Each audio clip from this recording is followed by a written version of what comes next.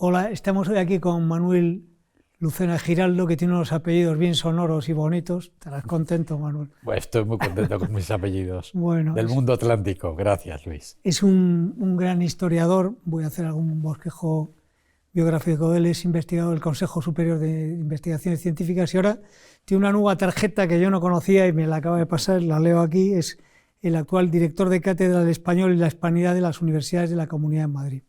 Pero además es un grandísimo conocedor de la historia de América, que no puede entenderse sin ser la historia de España. Ha dado clases en Harvard, numerosas universidades hispanoamericanas. Bueno, es un talento, como nos va a demostrar ahora aquí. Bueno, muchísimas gracias. Ya qué más se puede Hombre, decir. podría hablar mal de ti, pero yo creo que Ya. no procede, ¿no? Bueno, yo siempre agradezco muchísimo las presentaciones de los amigos. Así que con este pequeño punto de vista, por supuesto, para comenzar, estoy encantado de estar con vosotros y estar contigo, Luis. Gracias. Bueno, Manuel tiene un conocimiento enorme. Entonces yo quería empezar preguntándote, ¿cómo es el momento actual de visión de España en la América española? ¿Crees que estamos bien, mal, que estamos en un momento? Porque lo que llega desde aquí es que el indigenismo nos acosa, una imagen deteriorada. ¿Es cierto eso o hay otra foto también que no se cuenta tanto? Hay varias fotos que forman parte de la actualidad y quizá la palabra diría que es la palabra confusión. Al otro lado del Atlántico saben mucho sobre lo que ocurre en España. Hay muchísima gente de las clases medias emergentes, de las clases dirigentes, que lo primero que hacen es ver el noticiero, oír la radio en España, o ver los periódicos, por supuesto, y se hacen una idea de lo que ocurre en España porque es un canal natural para saber cómo funciona el mundo occidental a su vez, un entorno de competición y de competitividad global. Y en ese sentido los mensajes que les llegan son muy contradictorios, porque por un lado está la apreciación de España como un país que ha pasado por un proceso de modernización económico y político muy exitoso desde los años 80 del siglo pasado. No nos olvidemos que somos un destino permanente de emigrantes hispanoamericanos, en un caso ejemplar como otro cualquiera, el de Colombia. Las remesas de los emigrantes son el segundo renglón de entrada de la balanza de capitales. Luego, si las cosas van mal en España, van mal en Ecuador, van mal en Colombia y van mal en Paraguay recientemente, en todos los países que son origen de comunidades migratorias. Y esa necesidad de seguridad y esa incluso admiración por el avance de la sociedad española está en abierta contradicción con las noticias catastróficas y las noticias de dificultad institucional, de choques políticos, de polarización y de conflicto. Y en esa imagen, esa cuadratura del círculo, es donde tienen que trabajar las empresas, los diplomáticos y los académicos españoles cada vez con mayor dificultad. El riesgo país sube, por entender. Pongamos un ejemplo práctico, el caso de Obrador. Esos mítines antiespañoles que emite constantemente, ¿eso crees que cuajan la sociedad? Porque luego al tiempo ves que aquí el barrio Salamanca, los restaurantes, los pisos que salen a la venta, están copados por mexicanos, venezolanos, que lógicamente eso es que les atrae España, no ha entrado ahí. Pero ¿cuánto cuaja en el país ese discurso constante antiespañol? Hay dos enfoques sobre esa interesantísima pregunta. López Obrador hace eso como cualquier gobernante populista porque le viene, comillas, bien, le es práctico segmentar la sociedad, crear polarización y crear enemigos imaginarios. El antiespañolismo siempre ha funcionado bien en México dentro de una tendencia de un nacionalismo integrista que se desarrolla durante el siglo XIX y desde luego el siglo XX. Al mismo tiempo, las nuevas generaciones mexicanas, la gente joven, la gente viajada, por supuesto todo aquel que tiene vinculaciones con el mundo real más allá de México, sabe que eso no tiene ningún sentido. Pero es rentable políticamente, igual que a cualquier gobernante populista, inventar un enemigo imaginario para quitarse de encima sus culpas y sus errores le viene fenomenal. Desgraciadamente eso funciona. A mí me parece que en relación a Hispanoamérica, desde España hay como un doble juego, una doble situación. Creo que hay una labor muy encomiable de vuestro gremio, los historiadores, que ha surgido como un grupo de historiadores que ha revertido la leyenda negra y trabaja ahí muy bien, pero luego parece como si desde el punto de vista político la diplomacia de España se hubiese replegado un poco, no sé, o hubiese buscado unos cauces diferentes. Había un momento ahí que estaban las empresas como desembarcando mucho, que nosotros éramos vitales en las cumbres, ¿Hemos aflojado, no? ¿Cómo está eso? Bueno, eso es muy interesante.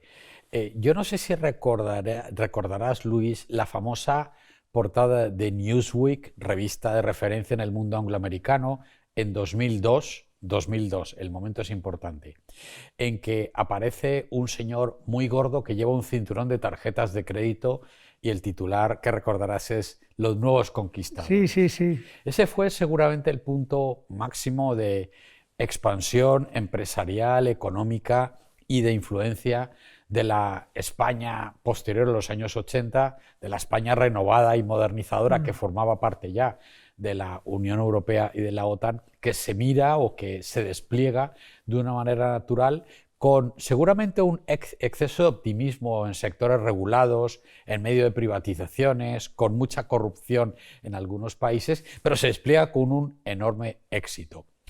Lo que viene posteriormente, yo me resisto a utilizar la palabra repliegue, creo que tiene mucho más que ver con la creación de sociedades binacionales, sociedades comunes, la integración de los emigrantes hispanoamericanos en España, que ha sido ejemplar y que es fundamental en nuestro tejido social y nuestro mundo cultural y de ideas. Nuestra estatura en la globalización no es española, es hispana, por decirlo de otra manera, y en este momento lo que sabemos, lo que intuimos es que hay una erosión, porque claro, saben mucho de revoluciones al otro lado del Atlántico, saben mucho de estados fallidos, saben mucho de economía política del narcotráfico y sus letales efectos, letales que te matan, a la sociedad civil de muchos países.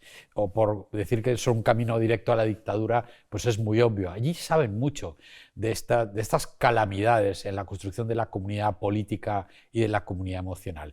Y en ese sentido están preocupados. Yo creo decir también que la labor de los diplomáticos españoles, callada, contumaz, insistente, ha hecho mucho por preservar la imagen de España y sigue haciéndolo a día de hoy con los medios que tienen disponibles, que ese es el gran asunto que yo creo que dificulta que invirtamos más en nuestra imagen pública, en nuestra imagen global y que evidentemente no creemos contradicciones con otras estrategias y que sepamos que tenemos enemigos, vamos a decirlo también con claridad. ¿Cuál es el país que dirías tú que nos tiene más simpatías y el que menos? Yo creo que hay una situación bipolar. Yo creo que es, quizás, más bien, esta pregunta requiere un marco europeo. Los franceses no son populares en Argelia o en el norte de África, en Marruecos, y tú las has experimentado igual que yo. Los británicos no son populares en la India. Europa es la avanzadilla de la globalización en la que estamos, y las relaciones entre países que han sido parte de los dominios o ya no, digamos, de las colonias y las antiguas metrópolis son siempre complicadas, históricamente y también lo que tiene que ver con la presencialidad de, bueno, pensemos en Holanda, gente que viene de tantísimos continentes, ¿no? Lo digo porque Holanda es un laboratorio en pequeño de todo lo que nos ocurre posteriormente. Pero yo no diría que el caso español es excepcional y tenemos muy buenos amigos también. Junto a la hispanofobia existe la hispanofilia. La leyenda negra no se puede contraponer con la leyenda rosa, pero el mejor argumento es la historia verdadera. Y la historia verdadera es una historia equilibrada que debe explicar por qué estuvimos tanto tiempo integrados en la misma comunidad política. El Imperio Español duró mucho más que el Imperio Británico, mucho más que el Imperio Francés, y yo creo que durará también mucho más que el Imperio Estadounidense, ni siquiera reconocido en términos formales. Me ha gustado mucho que en tu último libro vas por un lugar que la gente no suele reparar, lo llamas algo así como un imperio de ingenieros. Resaltas que hubo una labor técnica muy porque solemos pensar que somos el país de la juerga de la guitarra y de poco más, pero al boludes hay un aspecto técnico que me parece muy interesante. Muchas gracias, Luis. El libro, escrito junto con Felipe Fernández Armesto, intenta gran figura y gran personaje, las dos cosas. La infraestructura de los imperios, ¿no? La pregunta habitual tiene que ver con cómo empiezan los imperios, cómo terminan los imperios, pero nadie explica por qué duran. Y lo que intentamos con este libro, que fue patrocinado por la Fundación del Pino, fue explicar todo aquello que se vincula con el mestizaje cultural global, con el aporte de ciencia y tecnología, con la presencia de las universidades españolas, con todas las razones por las cuales los españoles americanos, los indígenas americanos, los negros libres que fueron esclavos pero que logran la libertad en el Imperio Español, aparte que era una proporción muy pequeña de la población, nada que ver con el siglo XIX, porque todos ellos formaron parte de buen grado de una estructura política global. Y las obras públicas evidentemente son una razón fundamental porque construye permanencia, construye expectativas y porque ahí quedan las ciudades, los acueductos, es que los arsenales, las fortificaciones. Al viajar a algunas localidades, ver que todavía lo mejor que hay allí es lo que construyeron los españoles. Es asombroso realmente. No, el oro de las Indias se gastó en hacer infraestructura para permanecer y, como comentó en un libro muy divertido Felipe, A los Cuatro Vientos, bueno, pues los españoles lo que hemos sabido hacer es ciudades. Si uno piensa en la metáfora global de lo que representamos en el mundo mediterráneo y en la América española, ante todo somos seres urbanos, seres de ciudad, lo cual tiene muchas ventajas y alguna desventaja también. Vamos a venir a nuestra siempre entretenida España. Estamos hablando de la gran historia de España, del imperio, pero en España ahora mismo el modelo educativo, lo que estudian los chavales, saben más, yo soy gallego por ejemplo, saben más del Sil que del Ebro, vamos, o de la romanización. ¿Qué opinas de este modelo? Creo que el diagnóstico de educadores, de buenos politólogos, sociólogos, en general todos los que estamos implicados en la gestión cultural o educativa, tiene que ver con que aquí hay un enorme problema. El deterioro de la exigencia de los programas, el vaciamiento de los contenidos, la sustitución por supercherías y ficciones regionalistas o directamente nacionalistas ha hecho un enorme daño a las recientes generaciones. Y por supuesto, parece mentira después de tantas leyes educativas que siga siendo la gran asignatura pendiente. Los informes de PISA lo dicen uno tras otro y aquí no se salva absolutamente nadie. Bueno, se salvan los que se dedican a innovar en la educación y apuestan porque los chicos aprendan cosas y la educación crezca en contenidos. Pero evidentemente aquí hay una segmentación, hay un espíritu de bandería que, bueno, desde los años 80 está funcionando. Lo dijo muy bien mi querido maestro John Eliot con enorme preocupación cuando vio que a partir de los 80 hubo una invención de entornos de separación, de muros, diríamos quizá hoy, que son absolutamente ficcionales. A los españoles nos unen muchas más cosas que las pocas que nos separan. Por no decir de que si se viene de otro continente, qué pequeños son los países europeos y qué poco contorno de separación. Es toda una ficción inventada por el fracaso de determinadas élites políticas, arribistas y corruptas, sin la menor duda. Has citado al gran Eliot, la verdad es que como historiador era un fenómeno, pero invitando a comer a los invitados era tremendo. Yo cuando estuve en su casa me puso medio salmón y un tomate cherry, un vaso de agua y allí se acabó todo. Salí de allí a comprar una hamburguesa. Pues, pero bueno, vale la pena escucharle. Siguiendo en esta línea de argumentación que me parece interesantísima, aquí hay una batalla que hay una parte de dos regiones principalmente, también pasa algo en Galicia, pero País Vasco y Cataluña, donde constantemente se está predicando la bondad de su propia historia, ensalzándola, engrandeciéndola, pero es como si la otra parte, tal vez por resabios de no, pues ya lo hizo Franco, ha dejado de defender la historia de España y sus valores. ¿Tú ves? Yo lo veo, por ejemplo, como pudor, vergüenza o miedo de los intelectuales españoles a la hora de defender su país. Yo veo, por ejemplo, algún escritor que es de grandes bravatas en Twitter y tal, pero cuando llega la hora de la verdad y hay que mojarse, ay amigo, una vela a Dios y otra al diablo. ¿Qué pasa ahí? ¿Es muy difícil indisponerse contra la izquierda? ¿Qué pasa ahí? Es una pregunta que creo yo que tiene que ver con el ejercicio del poder cultural del año 80 en adelante y de cómo siguen en las mismas manos, en una generación educada en los últimos años del franquismo y los años 70. Tengo un punto de vista generacional sobre esto. Yo creo que las generaciones posteriores que han hecho un viaje cosmopolita por el cambio historiográfico y cultural lo ven de otra manera, pero es verdad que hay una enorme cantidad de recursos y hay una nube tóxica sobre la historia de España que muchos, creo yo, que no aceptamos. No aceptamos ni el excepcionalismo romántico, ni que España sea un Estado fallido, ni que haya muchas más cosas que nos separan que las que nos unen, etcétera, etcétera. Pero es verdad que es difícil hacer frente a esa capacidad de resonancia que tienen estos laboratorios historiográficos ficcionales. Yo creo que ellos crean novela, son historiadores militantes, no historiadores profesionales. Y a su vez yo quiero poner en valor el trabajo de revisión increíble de la historia global de España, de la historia del Imperio Español y de la aportación, en este caso catalana y vasca, al desarrollo del Imperio Español, que es espectacular. No se puede entender la fundación del Imperio Español sin los vascos como marinos, como navegantes, como capitanes de conquista, como empresarios, bueno, incluso como protagonistas de hechos de armas difíciles, hoy políticamente incorrectos, pero todo eso es la historia.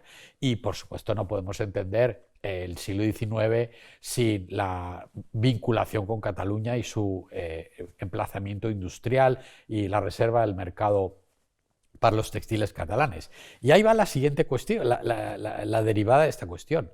Los nacionalismos vasco y catalán, que tienen hechos locales que pueden ser evocados, inventados y falsificados todos los días, incluso con dinero público, en realidad son una adaptación post-imperial al final del Imperio Español.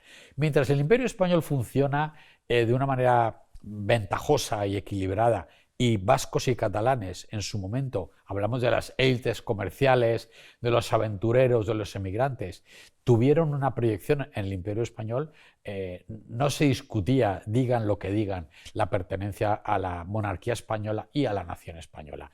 Es en el siglo XX, es nuestro propio Brexit el que estructura estos escenarios que yo creo que tienen que ver sobre todo con la fragmentación de las élites. Lo dicen las propias agencias autonómicas de encuestas de opinión en el País Vasco y en Cataluña, aunque esto se cuente poco. El independentismo va para abajo en Cataluña y en el País Vasco. Lo que tenemos es una situación de fragmentación en las élites que produce ingeniería social y educativa, en primer lugar, de fragmentación de la nación. Pero si hacer política quiere decir hacer guerra civilismo, estamos ante un escenario muy decimonónico y muy peligroso. Hasta ahí quería llegar también. En estas conversaciones es inevitable, a nuestros invitados siempre les preguntamos, ¿estás preocupado ahora mismo por España o crees que estamos siendo apocalípticos o que realmente el momento es difícil, preocupante?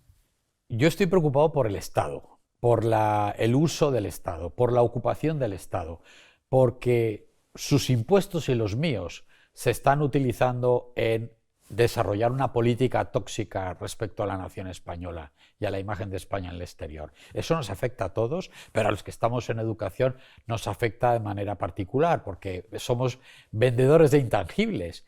En mi caso represento a las universidades de la Comunidad de Madrid en un proyecto de la Cátedra del Español y la Hispanidad y me preguntan todo el tiempo qué va a pasar, qué va a ocurrir, mi título va a servir. Esto tiene un costo reputacional gigantesco para las empresas españolas y para los españoles que están en otros países y, por supuesto, para la sociedad civil española. Y en ese sentido estoy preocupado. Respecto a otras cuestiones como la pervivencia de España, yo creo que no, yo soy optimista y yo creo que esta etapa de desbarajuste, de desajuste, de populismo, estamos ante un impacto brutal de una serie de tendencias populistas, en parte inducidas desde fuera, sin la menor duda.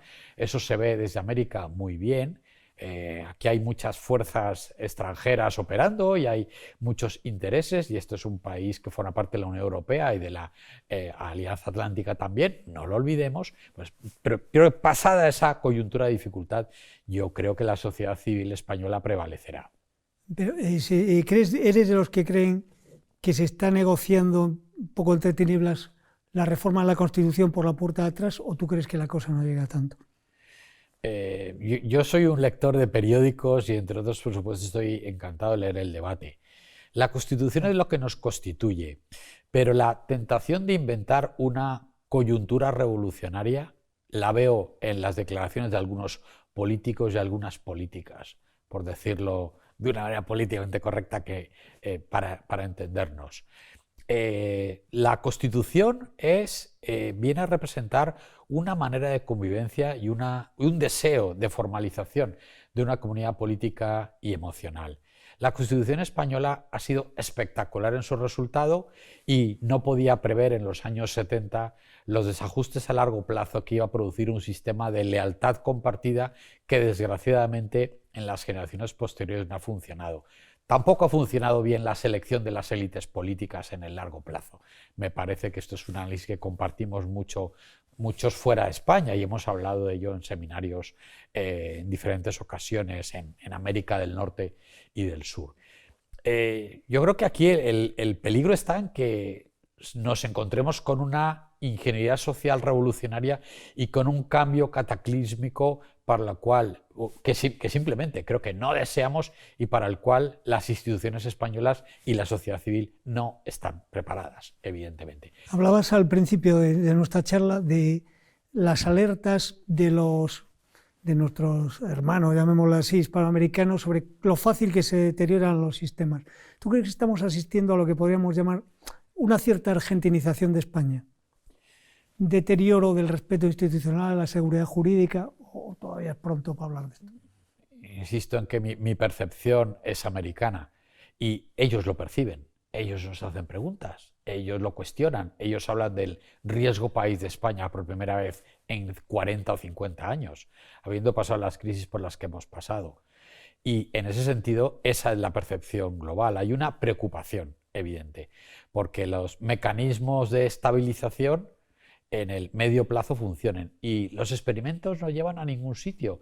Es una sociedad que necesita aumentar su productividad, una sociedad que vende turismo, educación y coches, por decir suavemente qué compone nuestro producto bruto, y todos son elementos muy sensibles a los hechos de violencia, a el deterioro de la convivencia potencial, que eso sí está delante de nuestros ojos, y a una necesidad de que las instituciones funcionen como corresponde. Es decir, dentro de un acuerdo, dentro de un contrato, en el cual, bueno, la política del resentimiento no lleva a ningún sitio. El resentido nunca tiene satisfacción suficiente. Su negocio es producir desestabilización, deudas pendientes, invención obviamente de deudas históricas, y claro que hay un riesgo de deterioro institucional, no tengo la menor duda.